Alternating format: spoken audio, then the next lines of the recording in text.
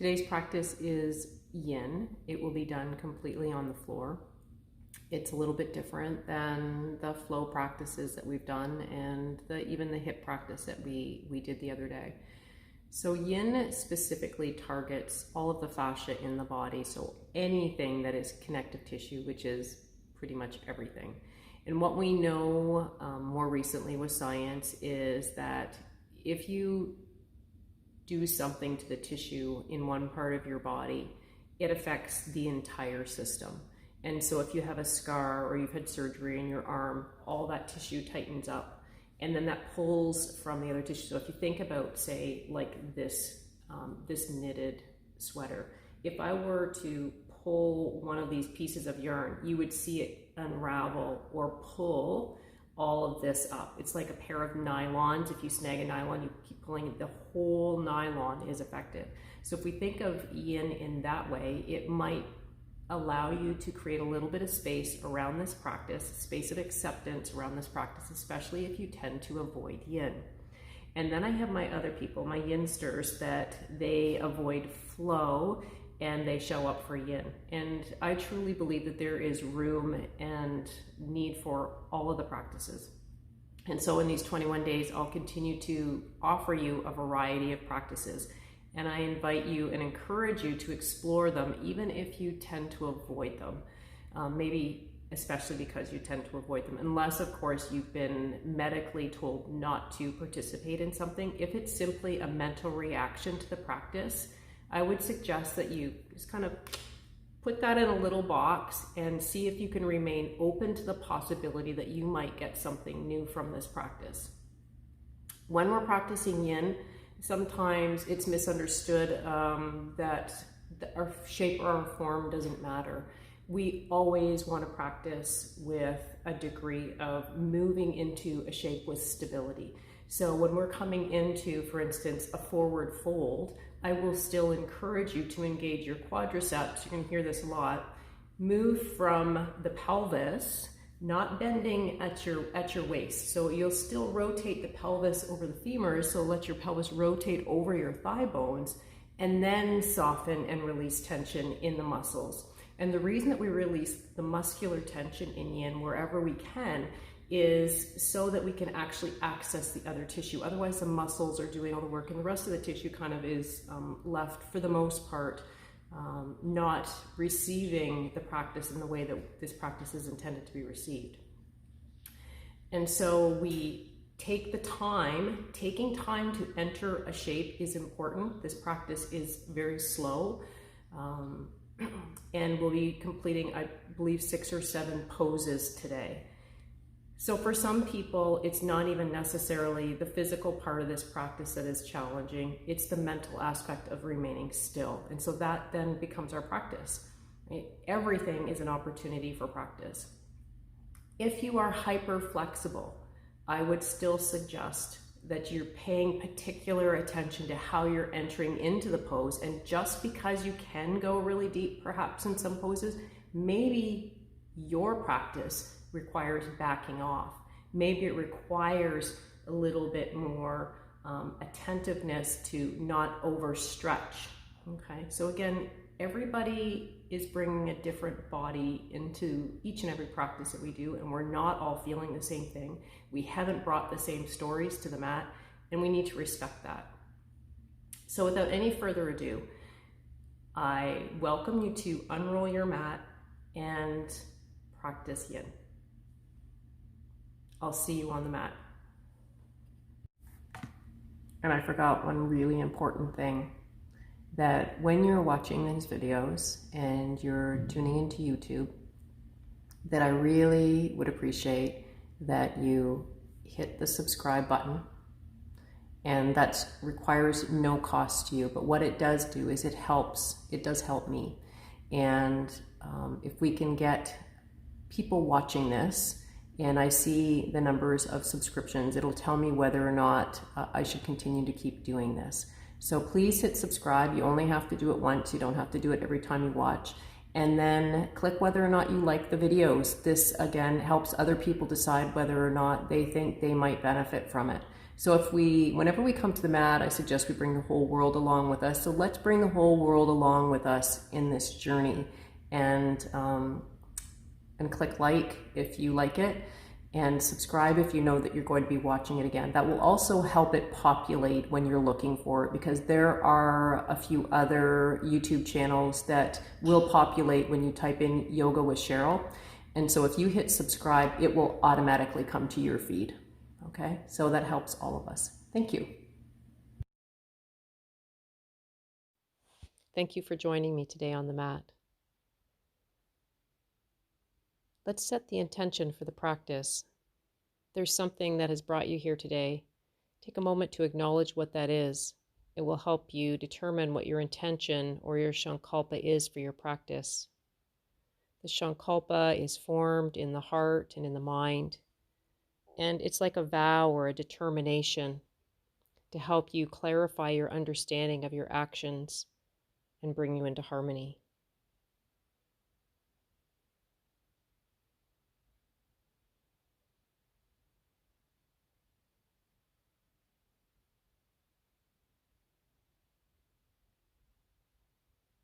Now let's begin alternate nostril breathing, also called Nodi Shodhana Pranayam.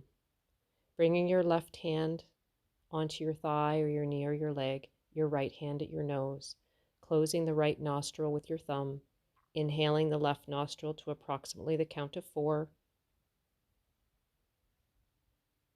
Retain the breath for a count of 12.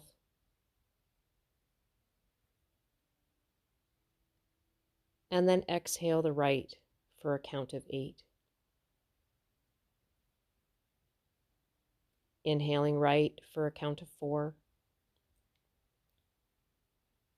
Retain the breath for a count of 12. And exhaling left for a count of 8. If this counting isn't appropriate for you, adjust it. Maybe reduce the number of breaths in and out. Maybe remove the retention. We'll practice about 7 rounds.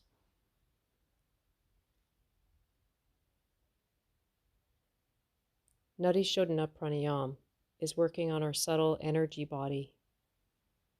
It can be practiced alone or as a meditation all on its own.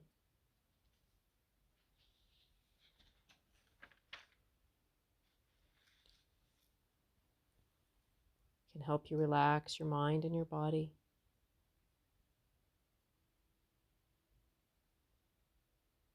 Focus and clarity can be yours.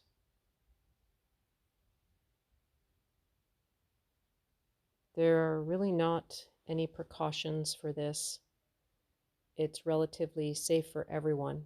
However, if you sustain trauma or if this causes any anxiety, you remove the hand and you simply follow the natural breath rhythm, focusing the mind on the sensations of the in-breath and the out-breath, and just seeing if you can allow your out-breath to be longer than the in-breath.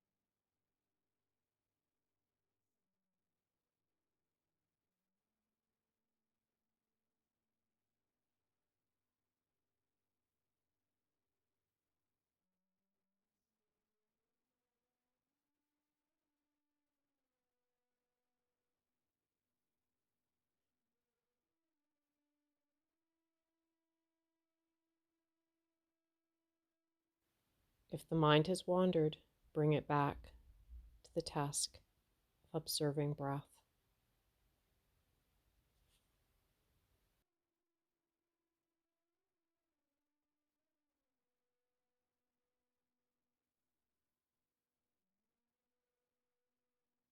Finishing up your last round, we always finish with an exhalation out of the left nostril, keeping the eyes closed or lightly downturned, resting as the witness to the effects of this practice.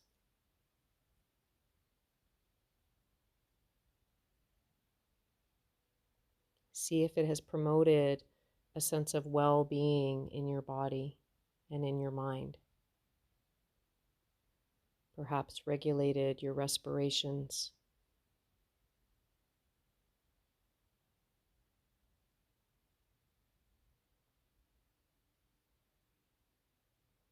Avoid any tendencies to judge. Simply observe.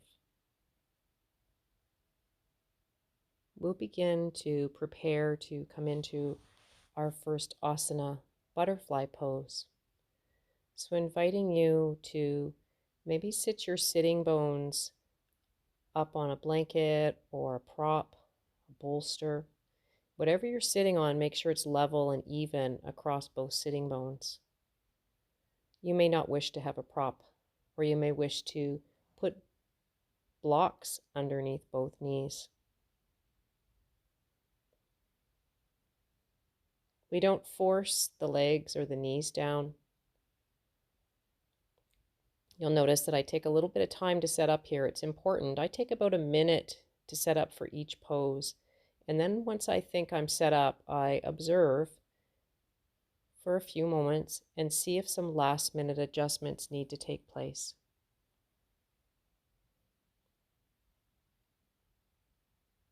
You'll begin to slowly lower the head down towards the earth. Maybe support your head on a block. I like you to avoid the head hanging in midair. So if necessary, interlace your hand, just make a support for your head. In butterfly pose, we're accessing the tissue of the low back region, taking the hamstrings mostly out of the equation.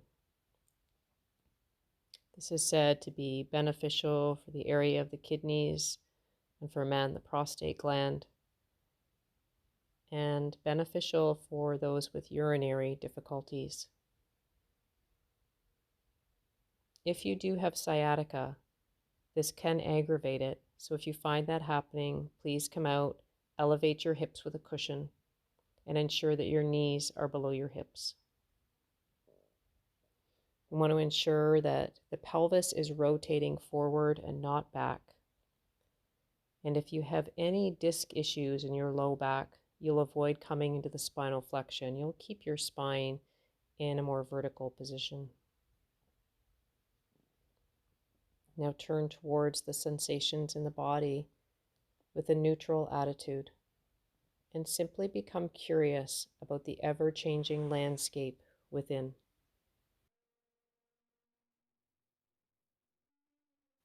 In the yin shapes, it's important that we come into them with integrity of the poses of our shapes.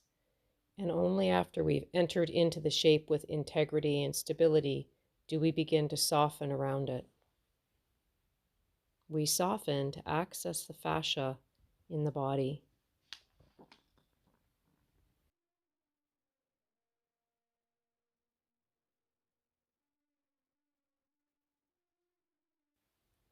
Fascia, or connective tissue, is what holds and surrounds every organ and nerve fiber and bone and muscle in our body. Basically, it's like a thin webbed blanket that is very strong, resistant, and resilient.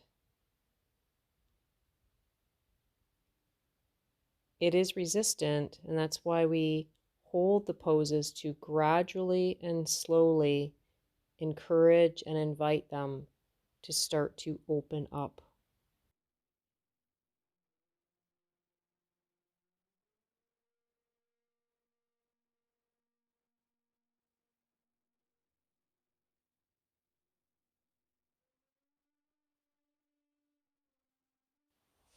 fascia or connective tissue isn't highly elastic like our muscles, and it can become too tight and restrictive due to injury or trauma, maybe some repetitive strain, and even surgical scars.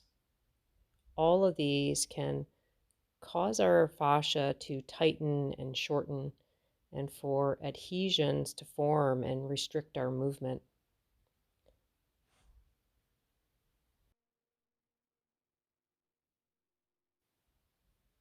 If we have restricted movement in part of our body, it affects our entire system. So an injury in one part of the body affects our entire physical structure. Begin to slowly ease out of butterfly pose. Use your hands to walk yourself back up. We always move slowly and intentionally in this practice. You may wish to allow for some intentional, smaller movements. I'm choosing to move my head a few times in each direction. And then use your hands to help your knees together so that the legs aren't doing the muscular action of drawing together.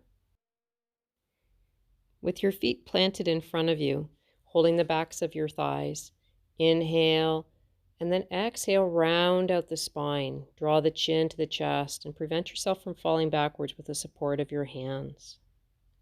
On the in-breath, open up the chest, roll the heart forward. And on the out-breath, once again, rounding out the spine. You'll do this 3 times.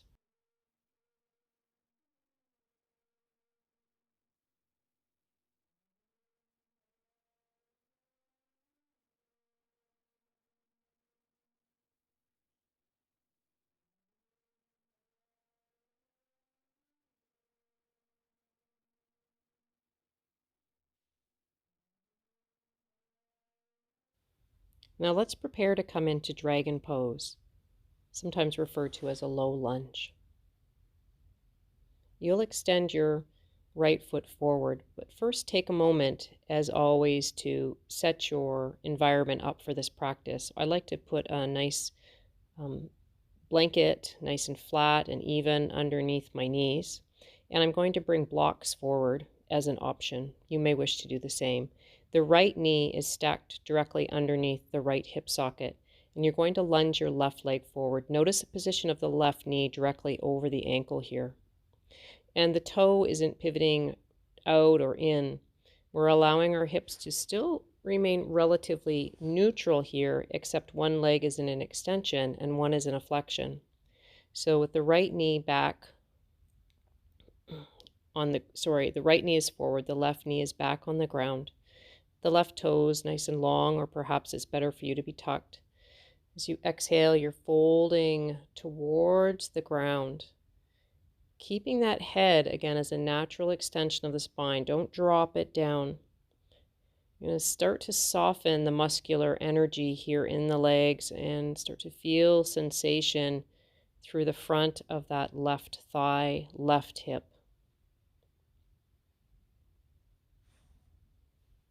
Remain in this shape for approximately 2 minutes. This shape can be a very challenging posture for many, both physically and mentally, as we hold these shapes that are a little bit more uncomfortable. We need to learn to differentiate the difference between helpful discomfort and pain.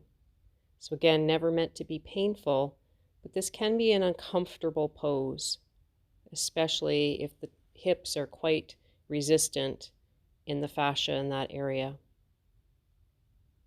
So we breathe through it. It's about 2 minutes in. You might want to adjust, or you can stay where you are. It's a nice time to just notice the environment, the landscape, and the sensations of your tissue. Maybe you need to back off very skillfully, maybe reducing some of that compression in the front thigh and lengthening in the back. Or maybe your body is receptive to going a little bit deeper by walking your hands down onto the floor and letting that front hip come out slightly in an external rotation. Still keeping the big toe of that front foot on the ground here. Maintain the integrity of your spine, so you're not rounding it out, you're not drooping or dropping, but you are releasing muscular energy here in the area of your legs and your glutes to the best of your ability.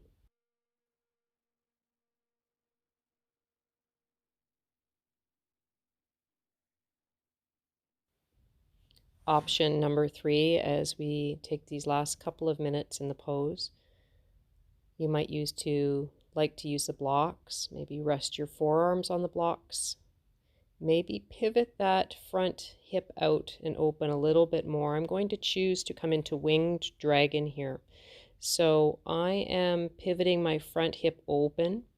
I'm keeping the front ankle nice and strong and stable, so I'm not collapsing on it. So this movement really comes from the hip socket. And in this way, my knee is protected. So this shape may or may not be for you. And we're not here to prove anything to anyone. So please don't try and replicate it just because your ego is saying you need to. Feel into the sensation and honor the sensations that are rolling up today.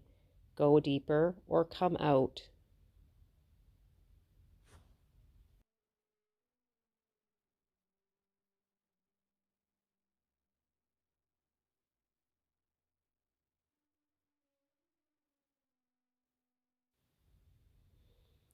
Again, maybe staying here or yet another variation if your body is still sort of in that green light zone, so it's not asking for you to back off and you're not holding your breath because of the discomfort.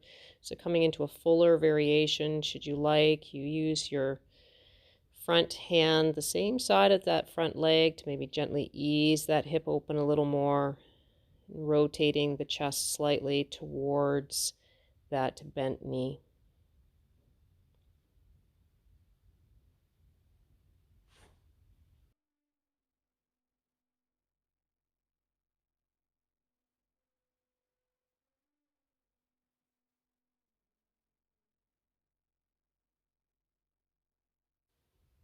So my front hand is just gently resting on the thigh. It's not pushing it open. The tissue is just naturally opening up in the area of that front hip.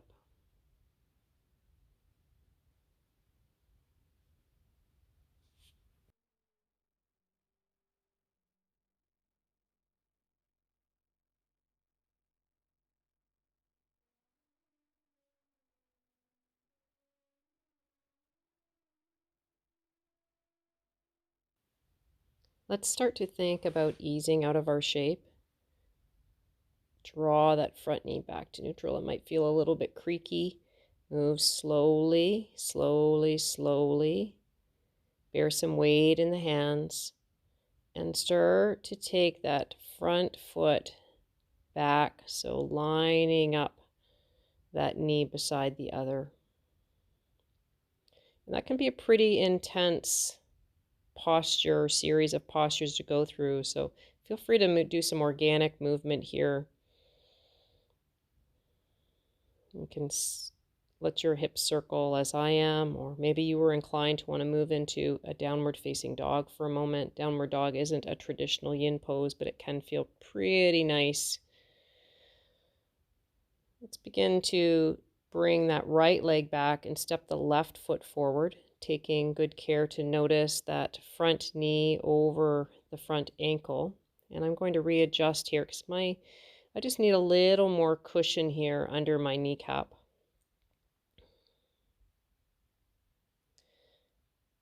So notice the knee isn't, or sorry, that hip isn't at a 90 degree, that one that's facing you.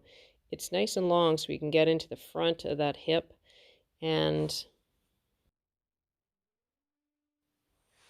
so feeling a deep opening through the connective tissue of that right hip. And you're feeling some compression through the tissue of your left hip because it's in a flex state. My hands are bearing some weight here so that I don't feel that I have to hold myself up with the muscles in my legs. Again, we want that tissue to be accessed, so we need to soften the muscles a degree here to access the remaining connective tissue. And each time we come into our shape, as I mentioned, you take time to set up so that you can be in this shape relatively still.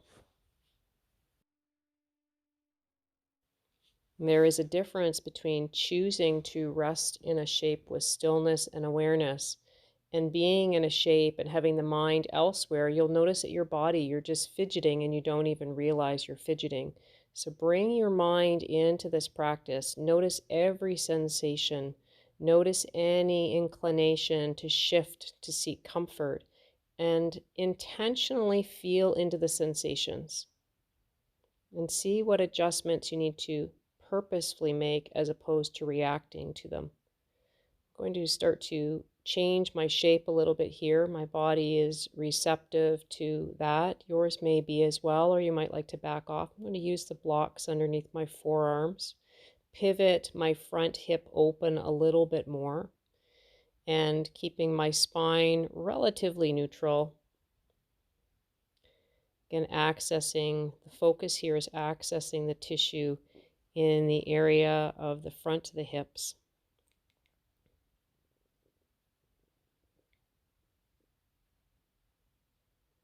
As I like to say, use your breath as a barometer. If you're holding your breath here, that is your body's way of saying, please get me out of this. So if you're holding your breath, back off a bit, you'll get more out of this.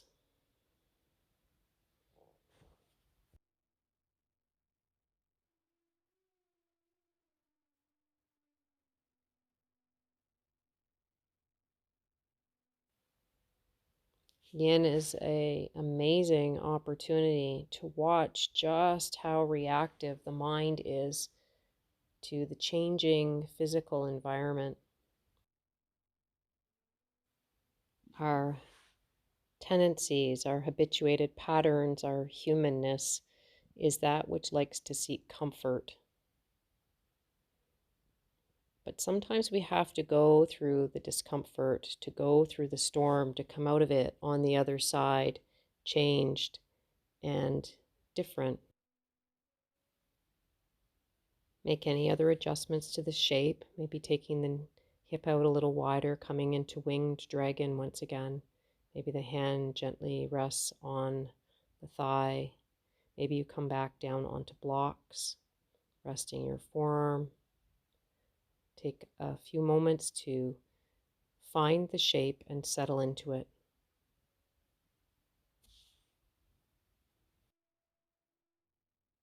So how do we know if we're at the shape that will be most beneficial? A good indicator is, again, how the breath is moving. If you're holding it, it's likely too deep. If you're neglecting it, you probably haven't gone far enough. When we're neglecting our breathing, we often can have our body in one place and our mind somewhere else. And we'd like to be completely present through the remainder and the duration of our practice. So that's one way to tell whether or not you're in the depth that's appropriate for you.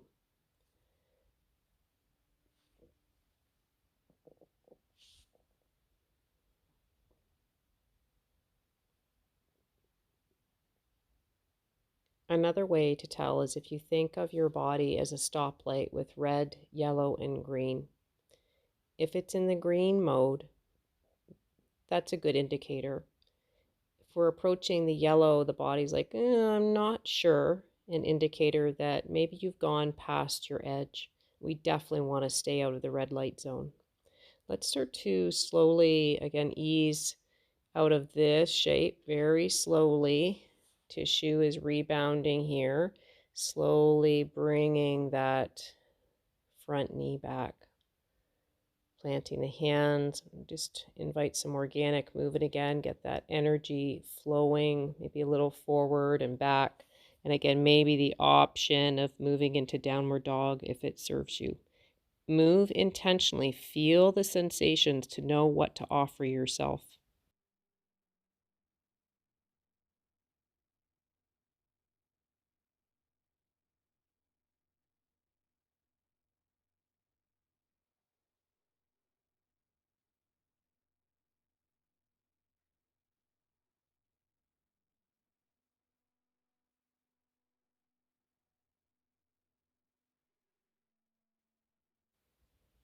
And just take a few more breaths here, exploring some intentional organic movement. And then start to bring your knees back down to the floor. Start to adjust your props so that you can prepare to come into Balasana, child's pose. I like, again, for Yin, because we'll be in this pose for an extended period of time, to support my knees with a blanket, a nice smooth blanket. The big toes can touch, but we don't want them to overlap. Slowly draw the sitting bone back towards the heels and let the belly rest in the space between the thighs. I'm going to choose to demonstrate my head on a block. You may wish to soften your arms forward, or if you don't have a block, to gently stack your fists and rest your head with your hands, or maybe wrap your hands around your low back.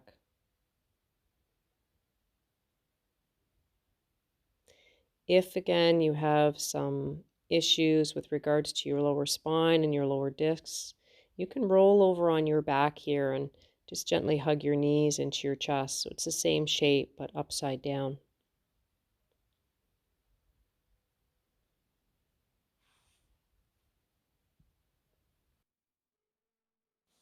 A bit earlier, I was talking about how it can feel that sometimes our body is kind of going through a storm of emotions when we're in Yin. Haruki Murakami has a beautiful quote. When you come out of the storm, you won't be the same person who walked in, and that's what the storm is all about. After a storm outside, we often can reflect about how still and calm it seems outside, how the colors appear more vibrant. I find this too after going through a metaphorical storm in my body or in my mind. I have come out of it somehow changed and different, even though I may not understand or understood what the storm was for. There is something in me that benefited from going through that challenge. If you have your hands interlaced behind your back, maybe just gently switch which wrist you're holding.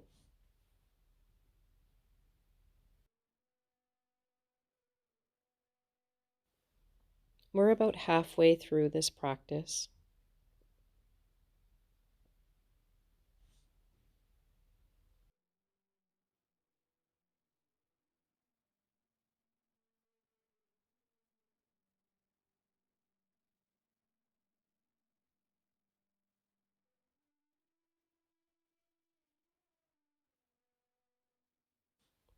Checking in and noticing where the mind is. Bring it into this experience, these sensations, this breath.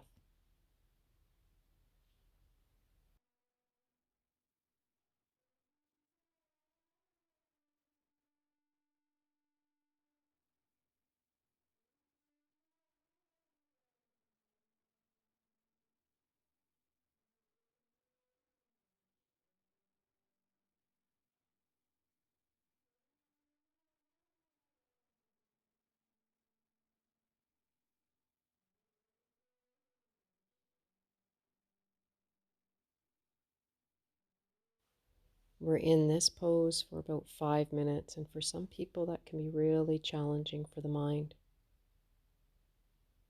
Have some compassion for yourself if the mind is all over the place, and just trust that each time you come to the mat and you keep practicing returning to the present moment, those moments will get longer and longer, and the times the mind wanders away will become shorter in duration. Trust the practice.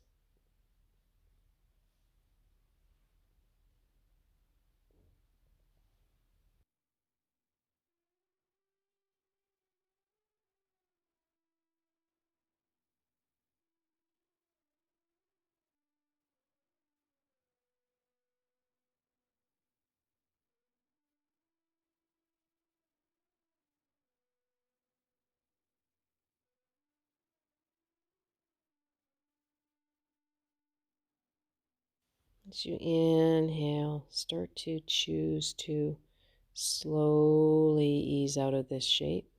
Feel those changing sensations. Move the props out of the way, and we're going to prepare to come into Sphinx Pose. So we've had a lot of compression through the front of the hips, and now we're going to let that open up. We're going to be setting up to come into some different variation of Sphinx Pose. Again, I'm going to keep the bolster, or sort of the blanket, underneath the front of my hip sockets. So separating your feet about to the width of the mat. And it looks like the bolster is resting on my feet, but it actually isn't. So we want the feet to be unobstructed here. I'm using a block underneath my forehead. Sometimes when I look out and see people in class, I see that their chest has really dropped down and there's a lot of collapsing in the chest. So I'd like you to maintain some structural integrity here in the area of your shoulders. Let the elbows come underneath the shoulders and allow for a beautiful natural curvature of the spine. So there's no hard angles here.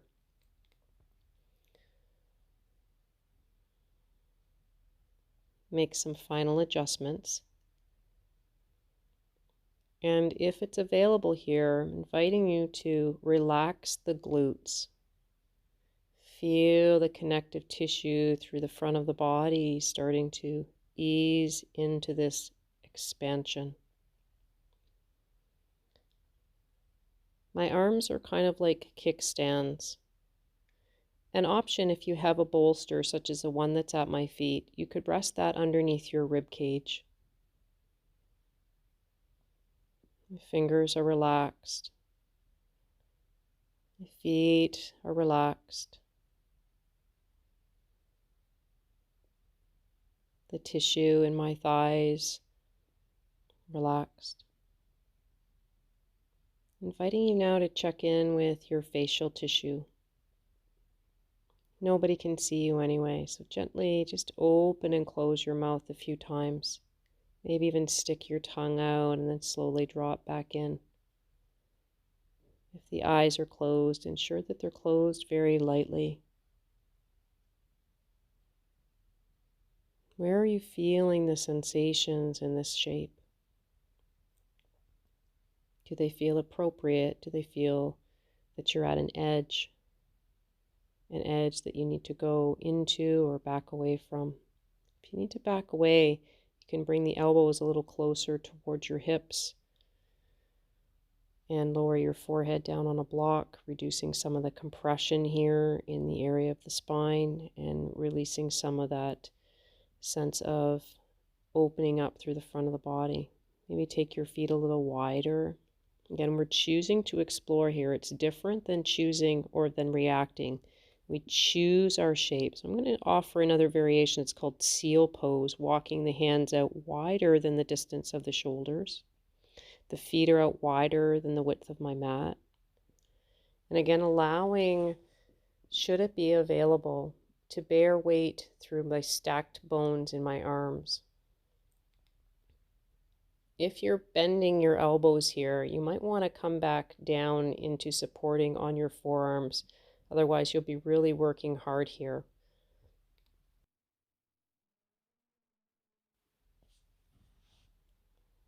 Observing sensations with a curious mind, not one that is drawing any conclusions. The more curious you become about the sensations, and perhaps some more possibilities present themselves to you.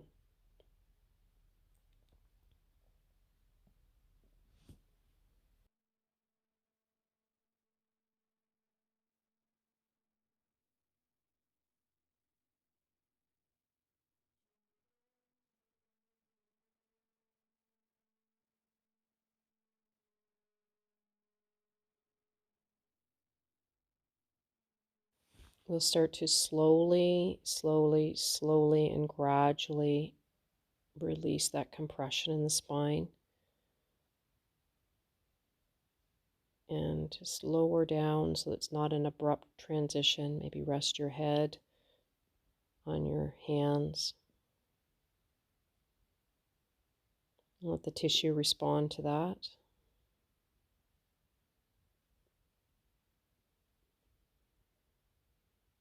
Easeful breathing.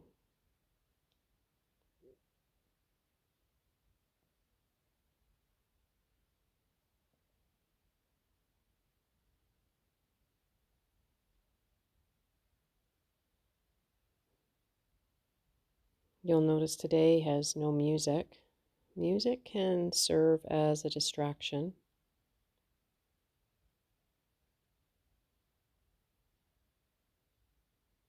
but truthfully, there's no music for this practice because of copyright concerns. And so moving forward, you may wish to have your own music if you find it helps you in your practice. But giving ourselves the opportunity to observe silence is such a beautiful gift. Slowly, slowly coming down even further, resting the arms alongside the body, toes this time point in and heels flop out. Some internal rotation here through the hips and just resting your cheek on one side. Let all the muscles and the bones drape and draw down with gravity.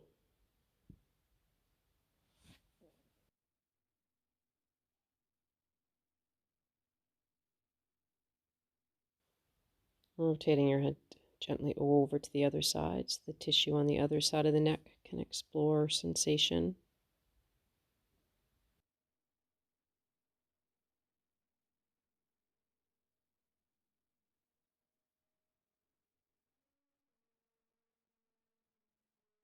And coming out of this shape in a moment, coming into a posture called broken wing. So I'll have you extend your left arm out to the side, palm facing down. You're going to roll over onto your left side, whatever that shoulder tissue will allow. And I'm going to use a block underneath my head because I don't like the feeling of the tissue of my head dropping down into a strong lateral flexion. So I like to keep that about the same height as the rest of my spine. So some options are to keep your legs stacked, to keep that right hand in front of you. Maybe take the top leg and cross it over top in front of the knee. That's option number one. That's option number two. Option number one is stacking your legs. Option number three for the legs is taking the foot behind the knee and maybe bringing your top arm around and just letting it drape around your low back. So your right arm maybe draping around the low back, or if it's available without force, sometimes it's hard to find those fingers, maybe interlacing your hands and resting here. We'll be here for about another minute and a half, I think.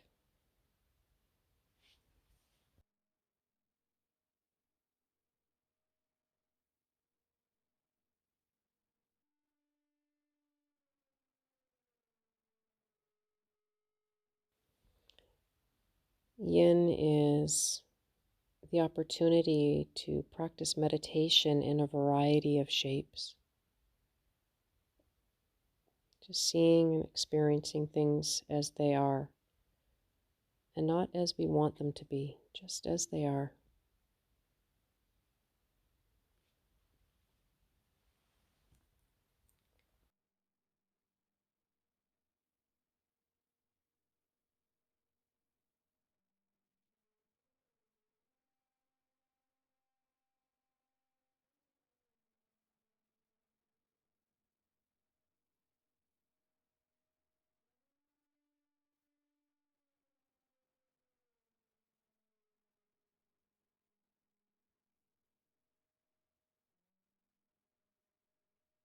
Let's start to slowly come back onto the belly. Again, transition very slowly, and observing those sensations with each of those movements, letting the front of the hips find the earth.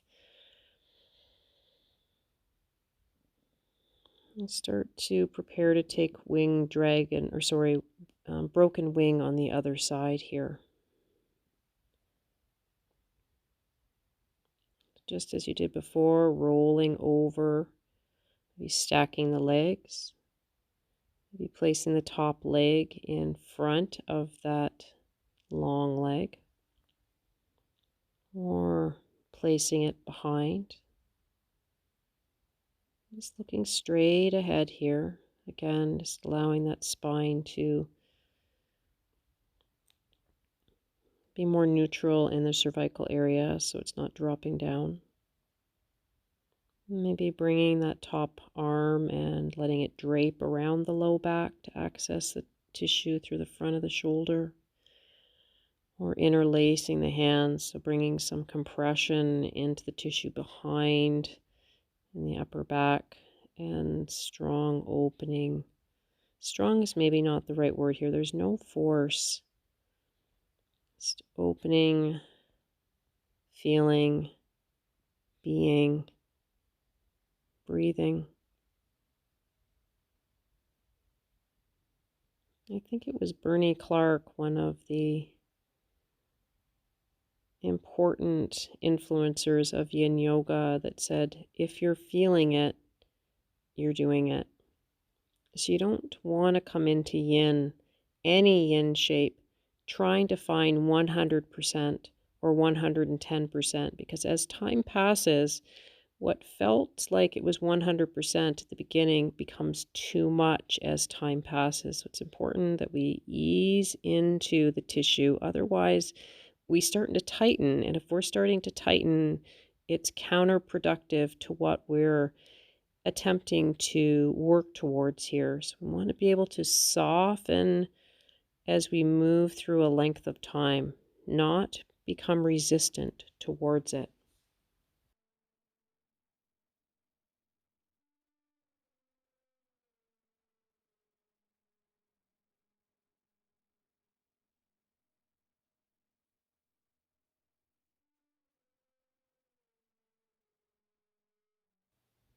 Start to slowly come out, rolling back over onto the front of the hips. Remove the prop, block out of the way, coming into a belly Shavasana briefly. So again, arms alongside the legs, toes flop in, heels flop open, resting a cheek.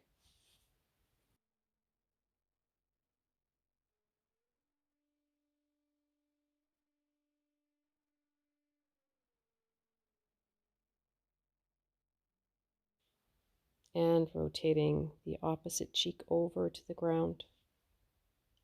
Relax all of the bones and the muscles to the earth.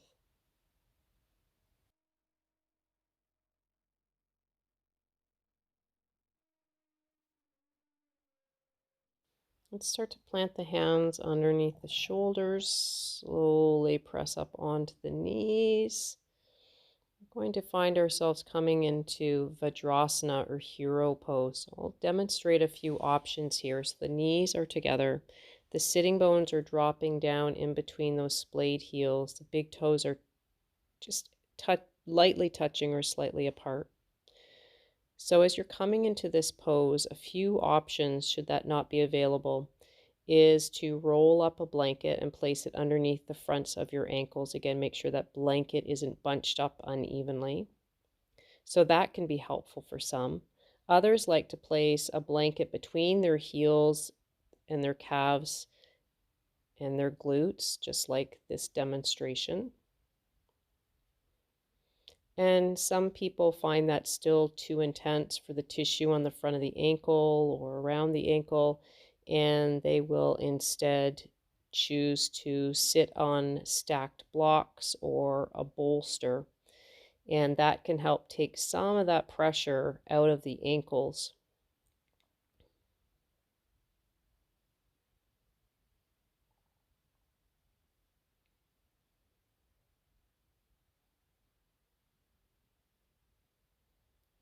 So I'm going to choose to remove that. You might like to stay there.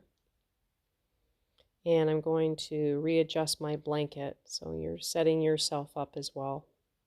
Lots of options. Again, we never hurry to come into the shape. Take the time, do the setup so that once you're in the shape, you don't have to fidget. Nestling the sitting bones down in between the heels. The fingertips point in and the elbows draw out. This is an option one for the arms. Another option is to rest the backs of the hands on the thighs and allow your palms to be facing up. We will be here for about 4 minutes. And if it becomes too intense, if the body's sending signals of yellow light, red light, you can slowly ease out by bringing your hands to the floor, lifting your sitting bones off your heels, and then slowly entering back in when you're ready. A beautiful posture here for meditation.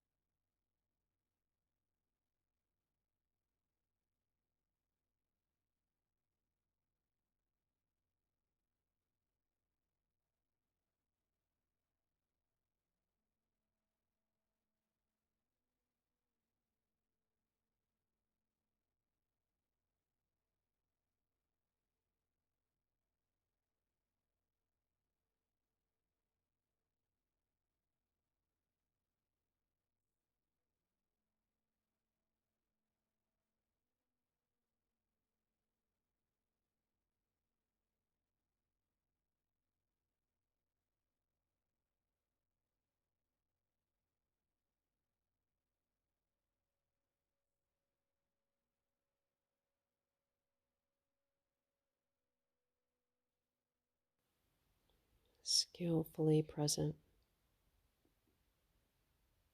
observant, easeful, watching.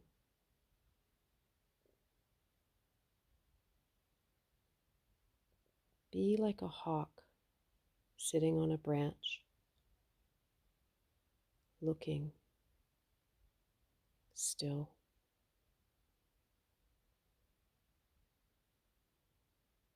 Inward gaze. Just observe.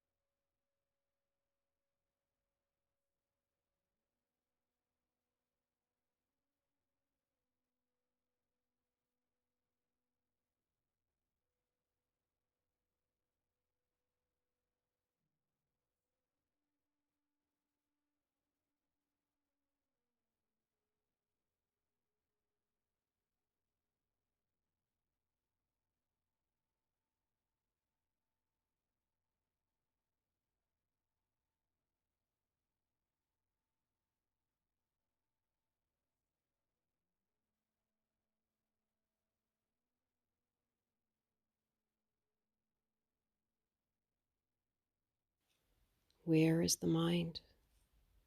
Bring it into this moment. Let it anchor in the breath and the sensations that are rising and falling.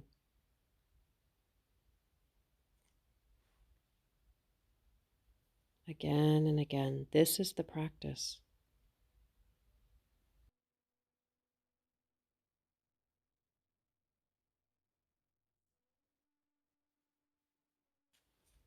Let's begin to slowly ease out of Vadrasana, hero pose. Bring some weight into the hands. Feeling those sensations. Maybe choosing to elevate your hips up, release the compression in the joints of your knees and in your ankles.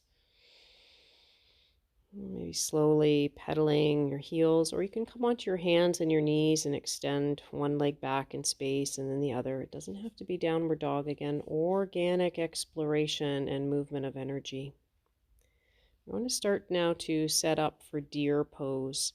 As we set up for deer pose, you'll be coming to sit on your glutes and you'll be letting your legs come to one side. So let your feet come to the left. And so as the feet settle into the left, that front foot is just resting gently on the other thigh. And you'll notice that I'm playing a little bit here to demonstrate. You might find it beneficial to put blocks underneath the knees. This is a spinal twist. So begin to rotate in the direction of the right. So the right knee is forward and bent. And I'm starting to get a little bit chilly, body temperature dropping. So just placing a blanket over my legs. So looking back over that right shoulder. So the right knee is forward, right foot planted on the left thigh, left foot is back. And you're looking over that back shoulder. The eyes are closed. And your pelvis here will come out slightly out of alignment. So one side of your pelvis might be slightly tilted up. You don't want to be feeling a sense of impingement or pressing into the wrist with too much weight either. If you need to, rest that hand on a block. And I'm not forcing this twist here. It's just allowing whatever that tissue, where first place that it wants to stop is where I stay. I'm not trying to force.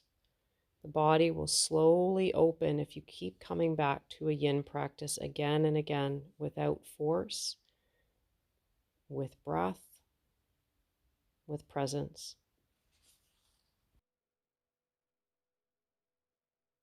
And begin to rotate your torso back to center. And take this all over to the other side.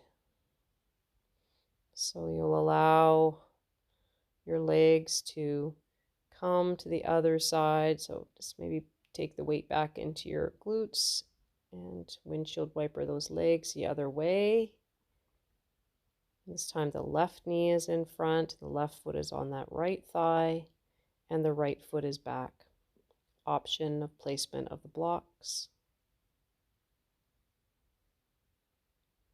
Get warm if your feet are cold. Yin, it's okay to wear socks because we're not standing. We don't have to worry about that. And so if you didn't wear socks this time and next time you'd like to, make sure you have a pair handy. You're going to start to slowly rotate from your pelvis, rotating over those thigh bones, looking over that back shoulder. So you're now rotating to the left. The right hand is gently on that left thigh, and you're just supporting yourself very gently with that left hand.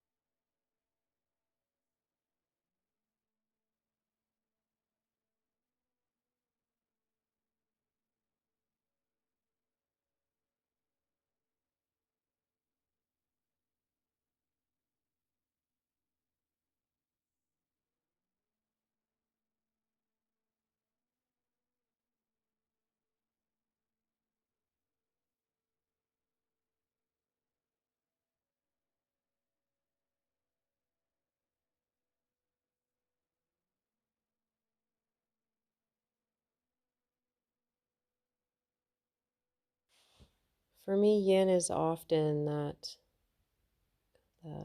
experience observing how the mind thinks some of these sensations are bitter and some of them are sweet. It's okay to acknowledge that that is rolling up. The practice teaches us not to always want to expect things to be sweet. That's not the nature of life. When life is sweet, say thank you and celebrate. And when life is bitter, say thank you and grow. Shauna Niesquist.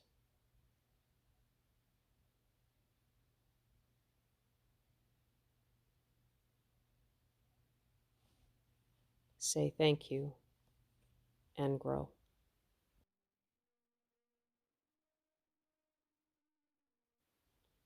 Begin to transition out.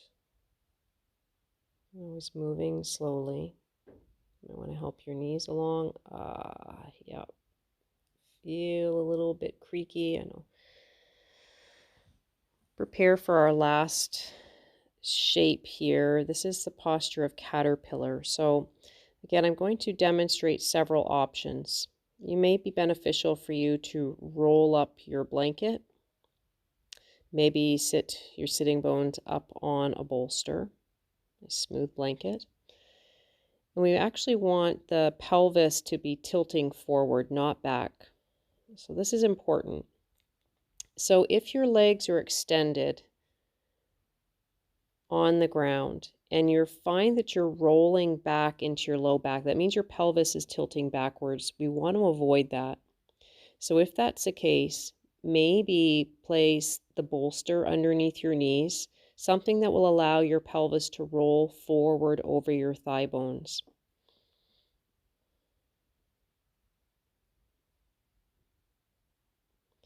And as you come into caterpillar, you're going to allow for a gradual spinal flexion. Again, if you have any issues in your low discs, your lower discs, if you have compressed discs, you don't come into that variation. You can come onto your back and put your legs up a wall as a nice option.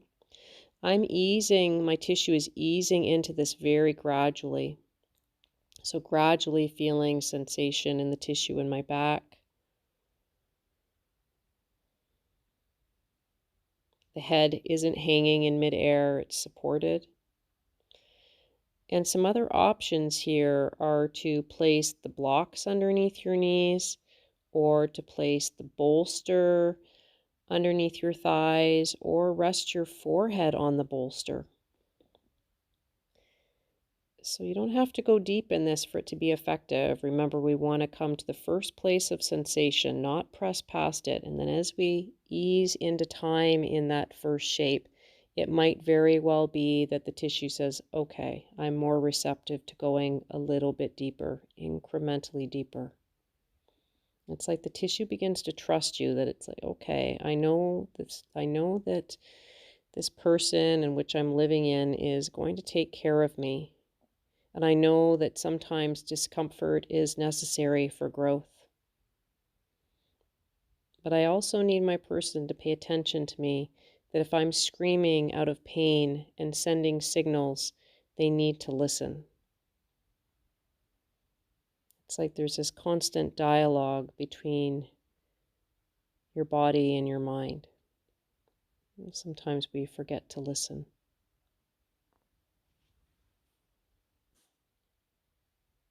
And sometimes we forget to encourage. Sometimes our edge is one that we haven't quite reached. Just showing another option here, placing the thighs, backs of the thighs over a bolster and draping down into the shape of caterpillar. So you'll notice a little bit of rounding here through my spine, but it's a natural rounding, a natural flexion. I'm not kind of folding at my waist. It's this gradual easing into the shape from the lower back upwards. I like to tilt my palms up so I'm not pulling or trying to press deeper. You'll notice that my feet aren't flopping open here. So if you have the tendency, you have really strong glute muscles, you might need a little bit of muscular action to prevent them from flopping open. And we don't want to become hyper flexible in one part of our body at the sacrifice of getting really tight in another part.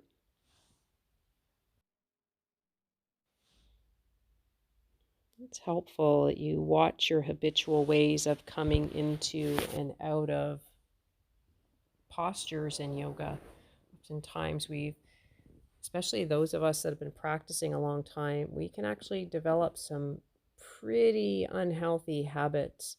And it's important, as I mentioned in a previous video, to maintain a beginner's mind, to recognize that maybe there is something I can learn here. Maybe there's something I can feel here. Maybe there is something that I can grow from if I make some new changes or approach the shape in a different way.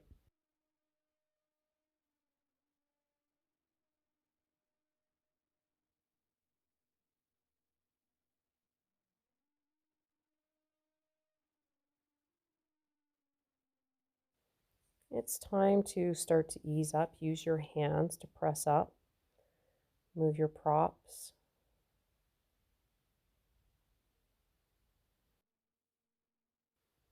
One more shape in our sequence. We're going to finish up today's yin practice. It's nice, luxurious, longer practice, but an hour and 20 minutes so far. I'm going to finish up with supported fish pose.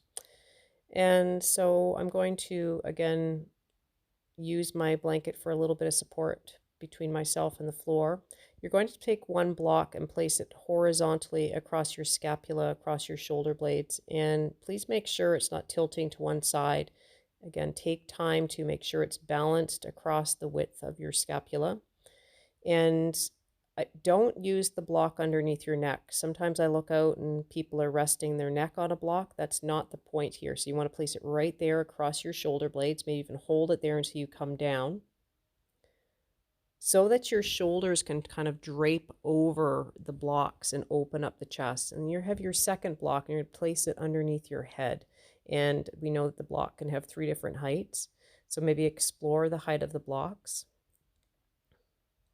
Palms are facing up here, letting the tissue open through the front of the shoulders, through the front of the rib cage.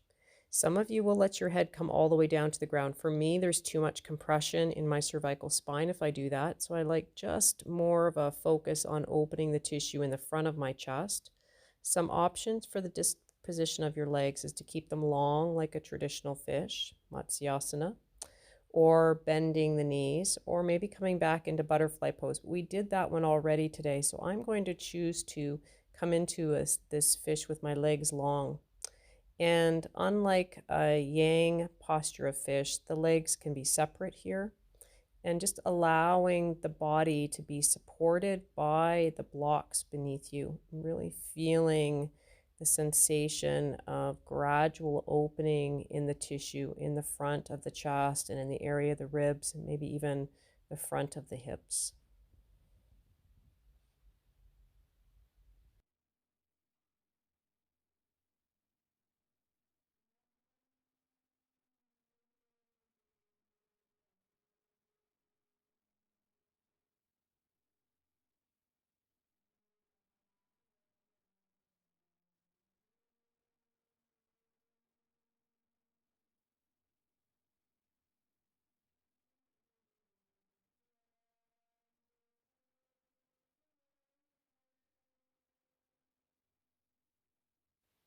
Remaining present to this moment, to its continual and gradual changing landscape. This moment that has never happened before. It's always fresh. Doesn't matter how many times you've come into this shape. This particular moment and these particular sensations are new. Each moment is new. And that makes each moment really something special. If we allow that, and start to slowly come out of this shape, rolling over onto a side, remove your props.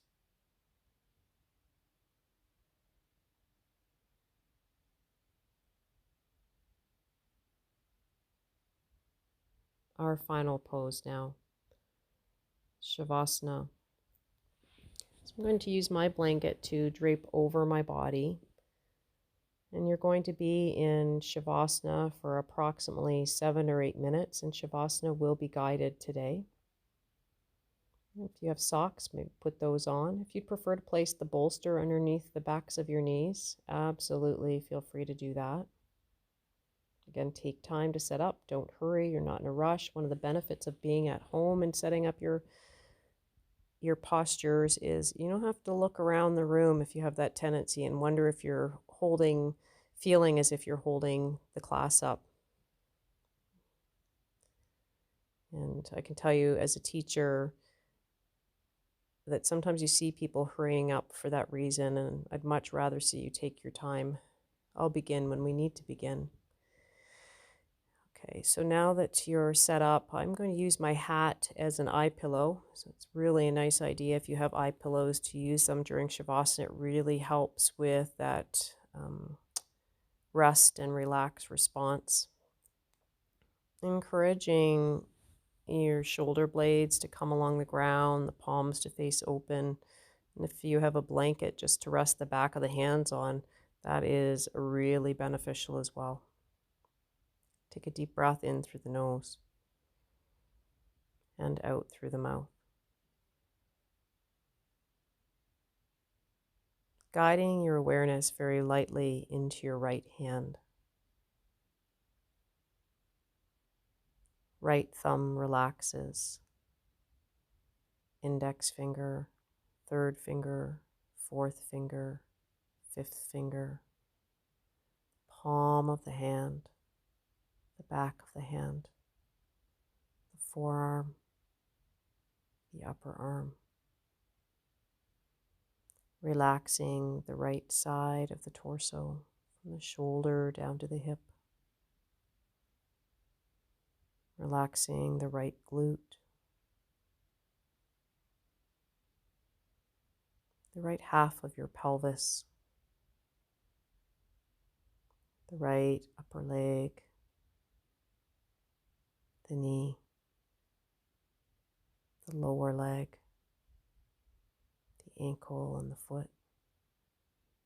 Relaxing all 5 toes, the big toe, second, third, fourth, and fifth. Noticing the relaxation on the right side of the body. Shift the awareness very lightly into the left hand. Relaxing the left hand thumb, index finger, middle finger, fourth finger, fifth finger. Relaxing the palm of the hand and the back of the hand. The left forearm, elbow, upper arm. Left shoulder and left side of the torso relaxes. Left hip, left glute. The left upper leg, the left lower leg, the left foot, the big toe, the second, third, fourth, and fifth. Noticing the relaxation on the left side of the body.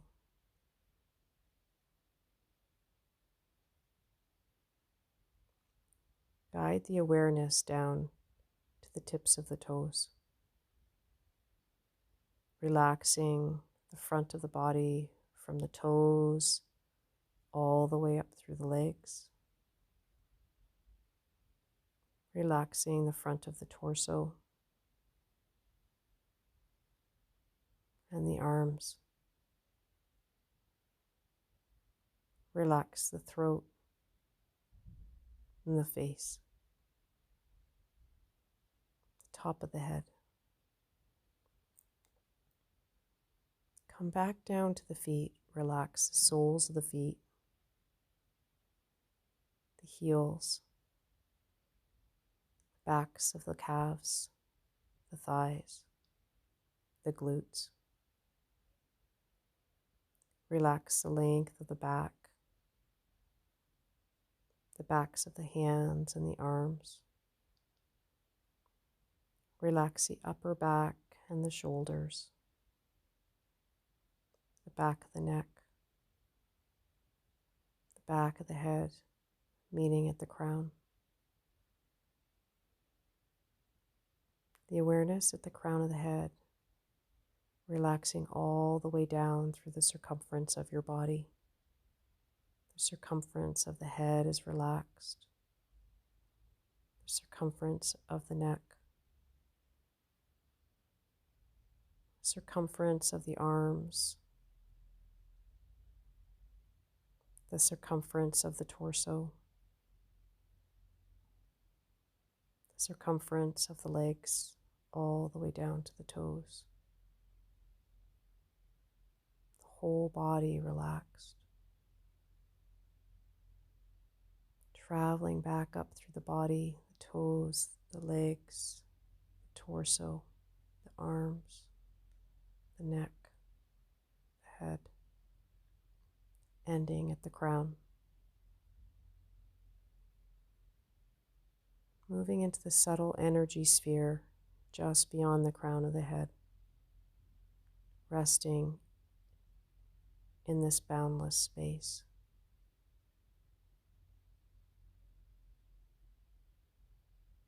Feeling the union between yourself and the universe,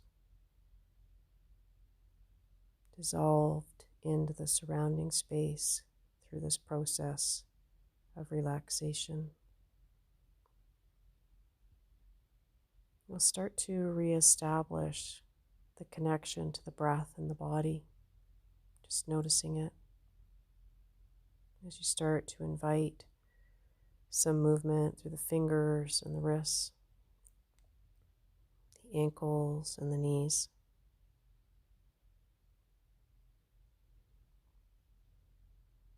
Maybe gently let your knees move side to side. Remove any eye pillows or coverings.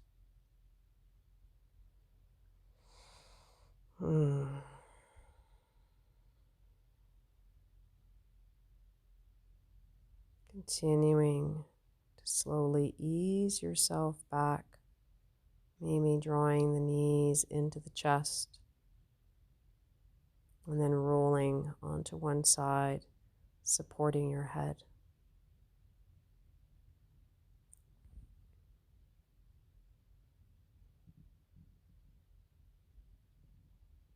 Using the top arm, press yourself up. Prepare to sit for about a minute and a half. Always encouraging the spine to be dignified.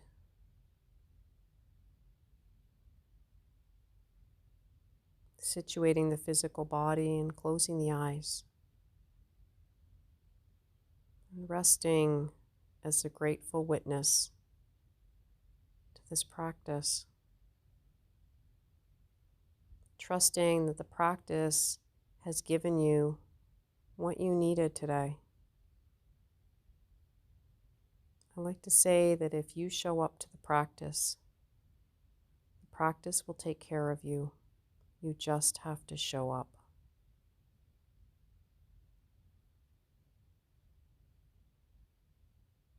You might even feel the aliveness of the vibration of your being. Feel a sense of warmth in the area of your heart as you bring your hands to heart center. Thank you again for practicing with me, for taking this time for yourself. I bow to your light. Namaste.